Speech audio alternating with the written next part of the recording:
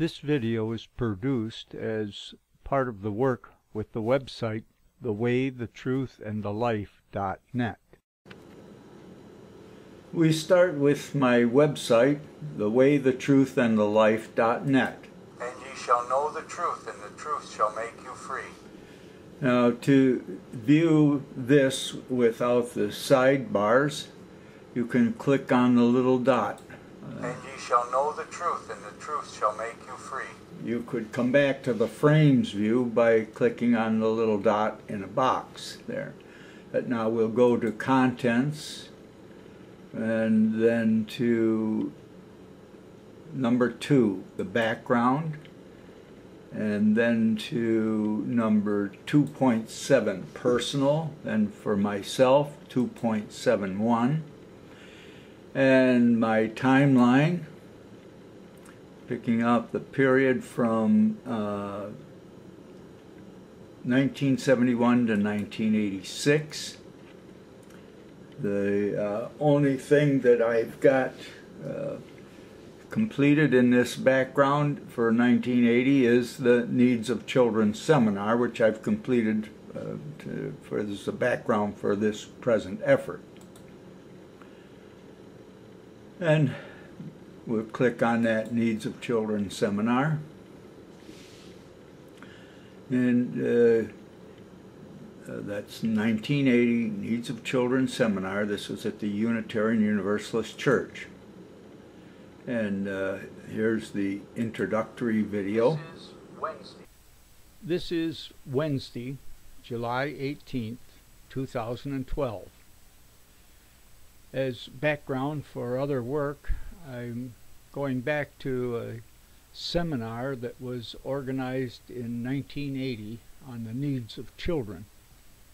I was greatly concerned for the needs of children. I had 3 children that were taken from me when they were by divorce when they were 7, 8, and 9, and it grieved my soul. But one of the activities that I did with my care for children, of course I was a teacher, and that was a real joy to teach physics by discovery. The children were the most valuable part of my life. But I was active in the Unitarian Universalist Church, had organized some things and became chairman of adult education and organized some things there. One of them, with the help of 2 others, was the seminar on the needs of children. And here's a brochure that shows the cover for that, the needs of children. And the committee consisted of 3 people. Myself as chair, and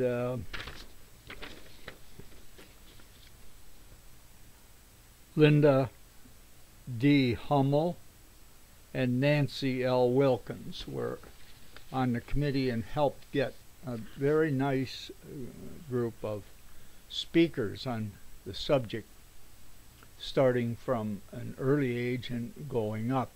The first speaker was the Erie County Commissioner of Health, Dr. Don Thomas. Many professors and all were experts in their field.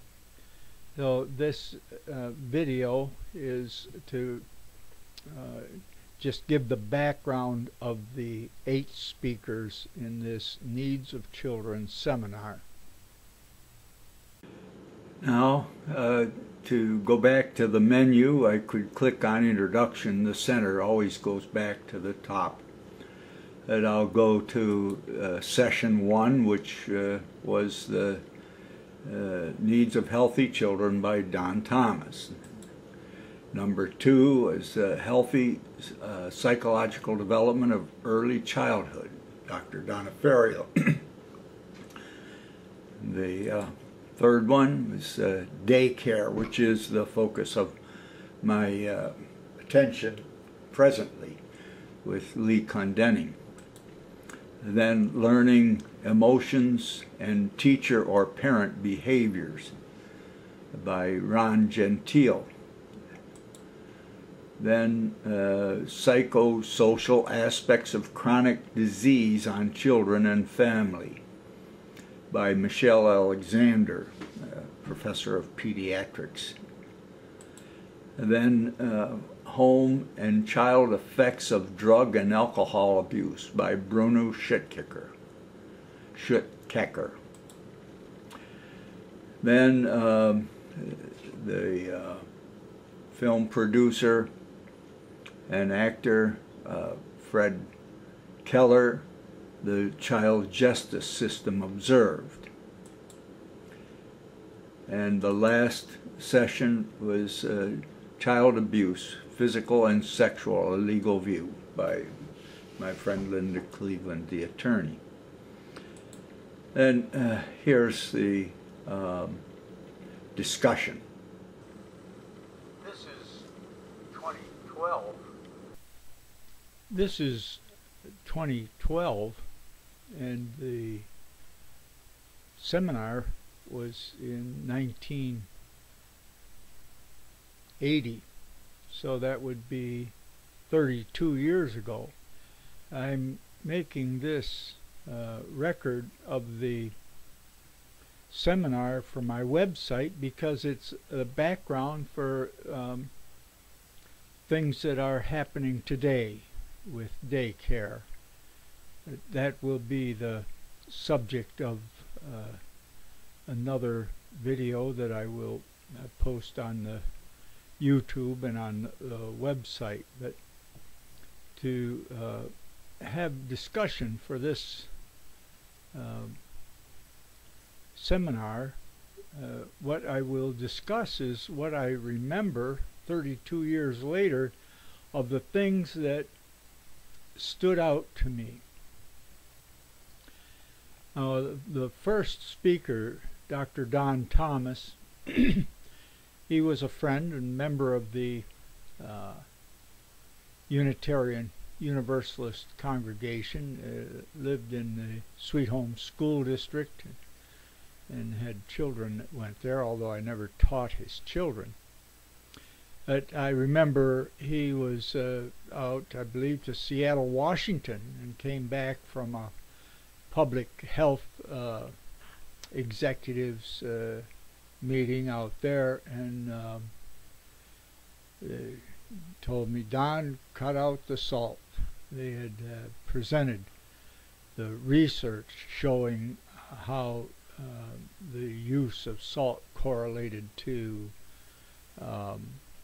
arteries getting clogged up and heart attacks and strokes and so forth.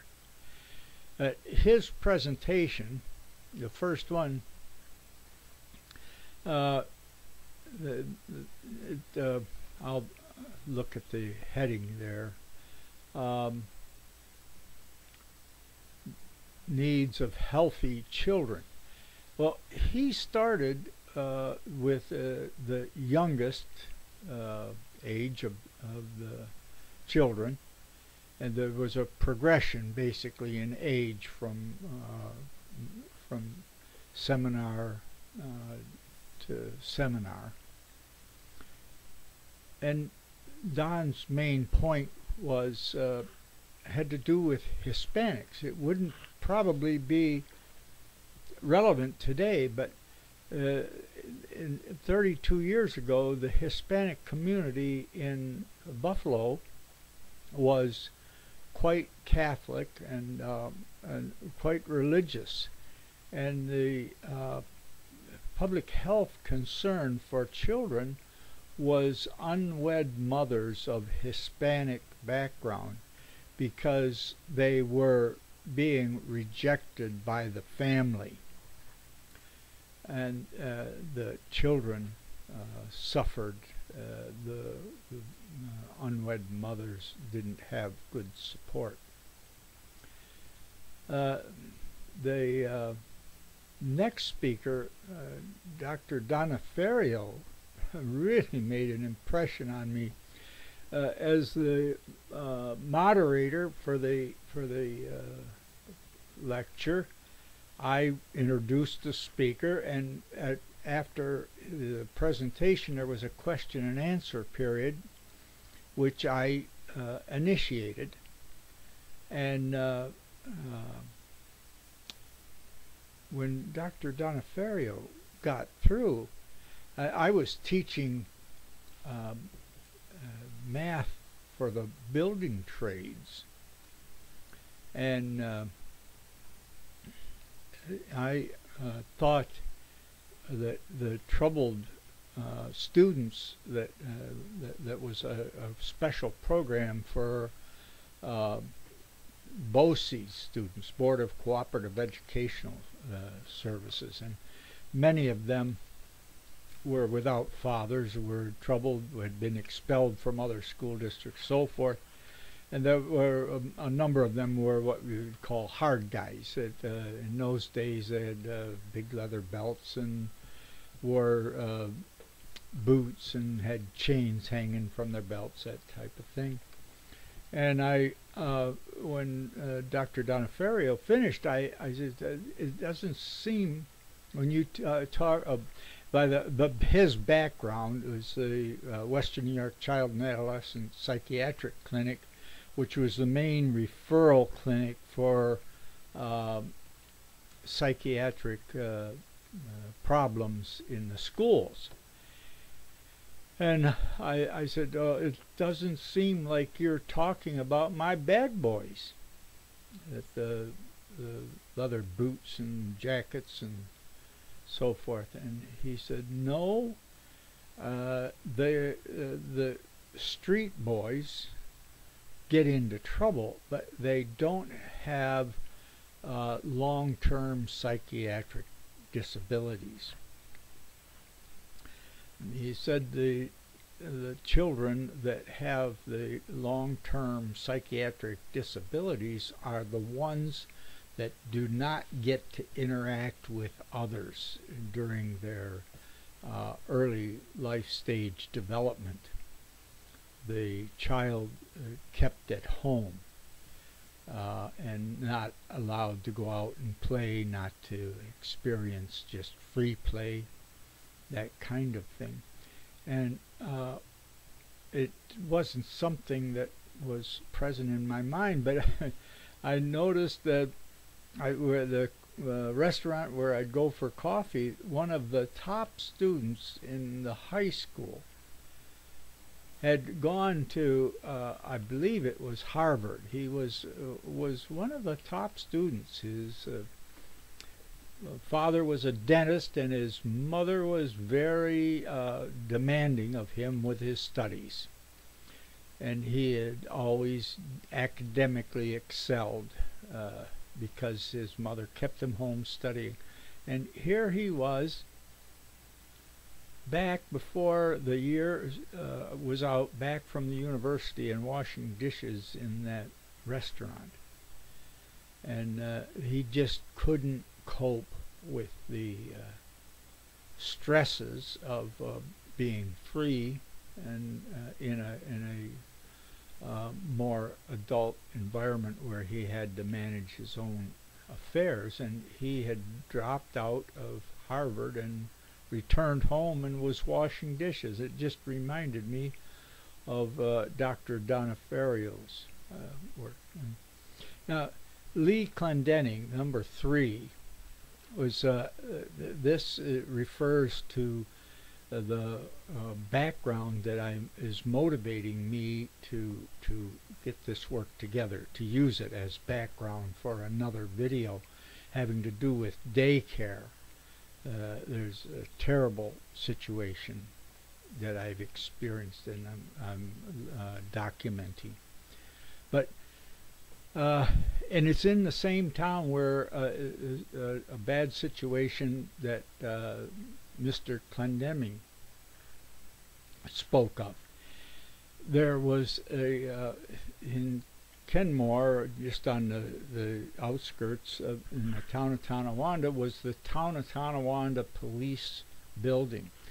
And in the 1970s, they built another larger one out on Sheridan Drive, and the one in Kenmore on Delaware Avenue was abandoned, bought by a couple of policemen that leased out for daycare.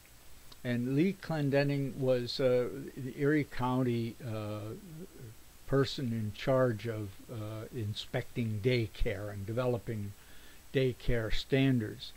And his major difficulty, he was personally distressed that this police station, which the downstairs was largely jail, and I don't know, upstairs maybe too, but the windows were all so high that the children couldn't see out. So here were, and they only had a small play area on the side. I'll attach a picture of that building. It's still standing today. But that grieved him because he cared about children, and to think of these children not being able to see the outside world, that was a tragedy. And it touched me too, because I care very much about children. I have 3, and I care about children's needs. So Lee Clendennlng's presentation really touched me. And Ron Gentile made a very nice professional presentation. I don't remember particularly some deep point there. The same is true of the Professor Michele Alexander. Very nice, all very good professional presentations. And then Bruno Schutkeker, he was a member of the congregation. He had been in charge of the Buffalo Psychiatric Center, and he had been in charge of psychiatry at the Buffalo VA, and was held in contempt by many because he had ordered a lobotomy, the only lobotomy performed at the Buffalo Veterans Hospital. But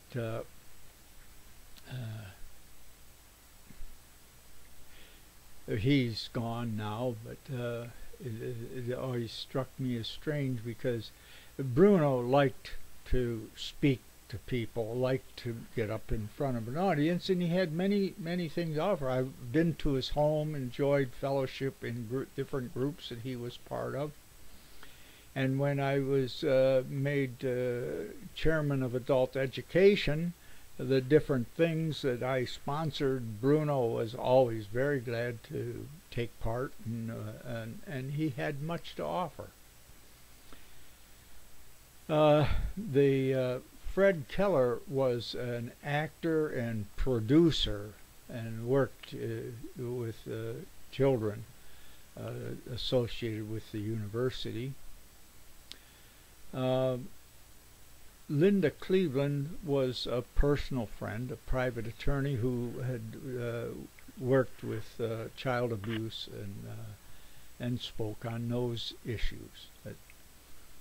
That's the discussion of what I recall 32 years later and what made an impression on me. And as I said, my purpose in going and putting this together is background for a problem of child abuse, one that I believe is a crime against humanity. So look for that next video, and this will be cited in the background of that.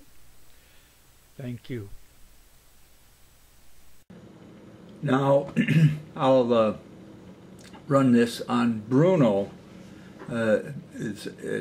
Used his information as a part of a background that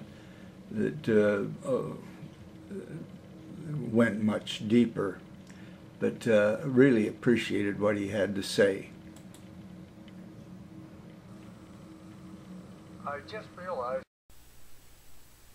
I just realized I left out one of the most important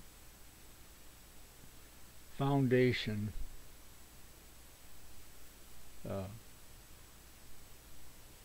characterization of human growth and development that was part of this seminar.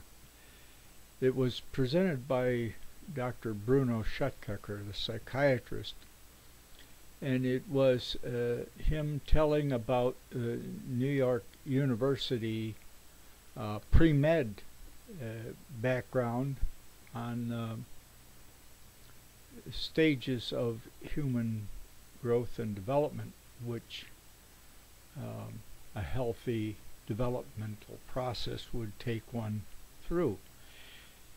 The first level was narcissistic. The first level of human affection is self. And this is for the infant being born. It's the narcissistic. All it's really aware of is itself. And I always say, nice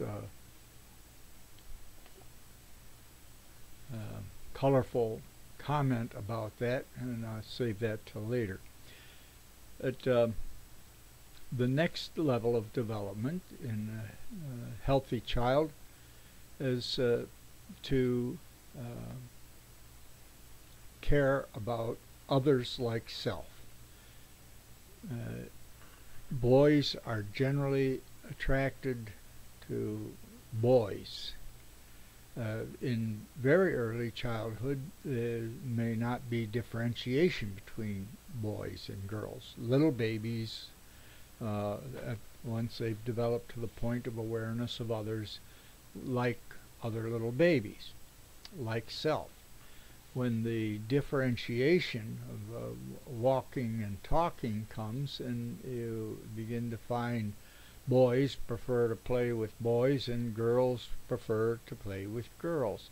This is called homoerotic, the second stage of human affection. And the third stage, usually triggered somewhere around puberty, is attraction to the opposite sex. That is heteroerotic. And Bruno pointed out that these three levels are all meeting some personal need. They are not giving necessarily to others, but satisfying a need of self, in self. But then a couple gets married, and if they have a healthy enough foundation, they their relationship bears child, and it's the first unselfish level of love. This I refer to as you take and feed the baby and care for it, and all it does is turn the food into a diaper change, and you still care for it and feed it. And these were the 4 levels that Bruno was taught in pre-med.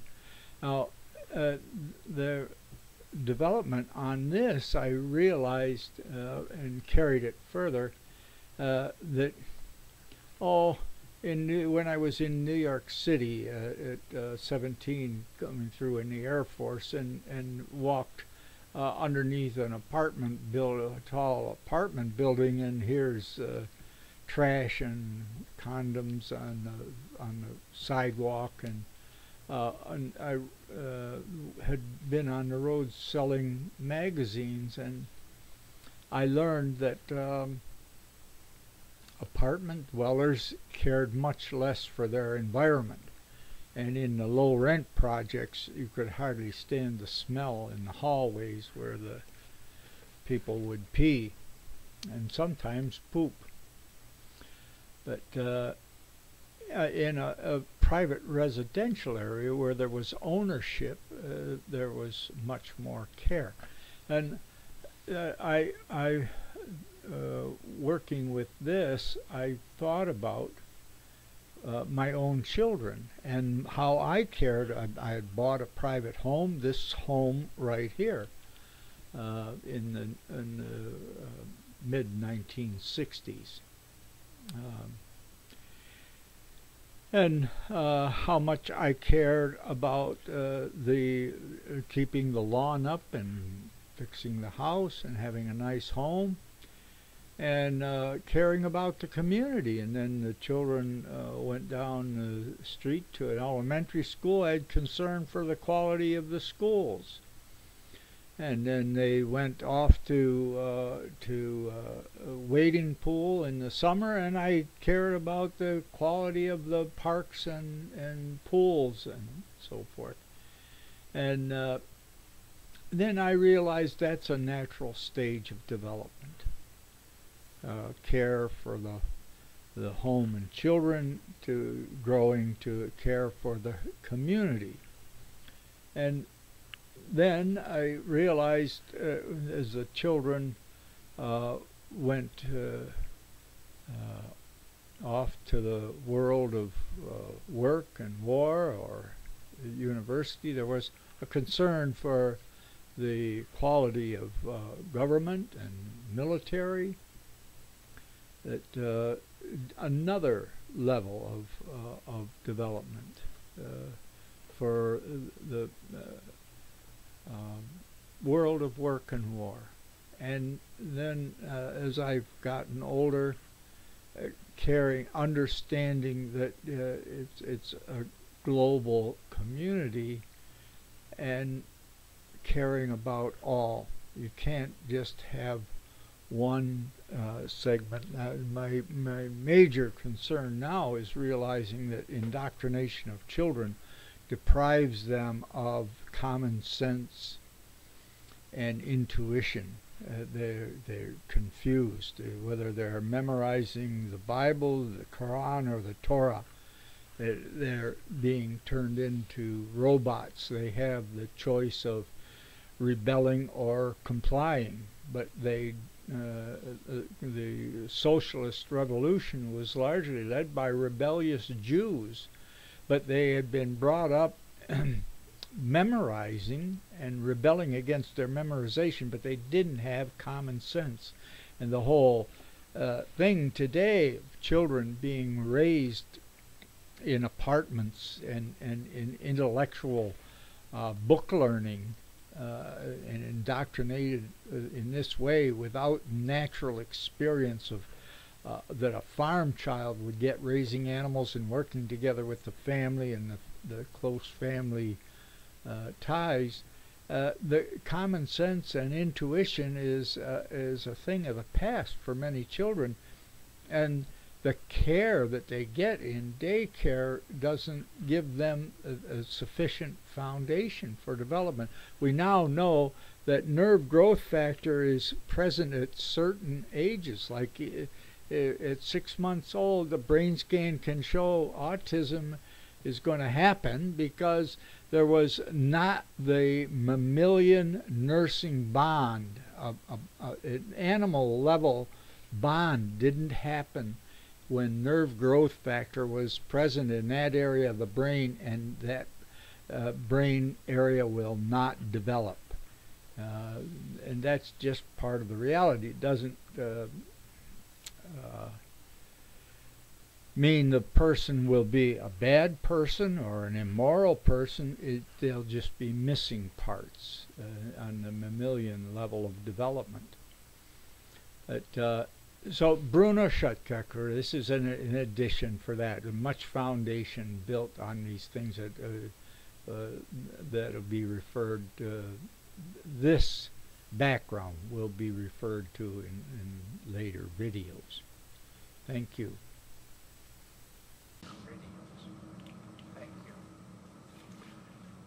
Okay, that ends that.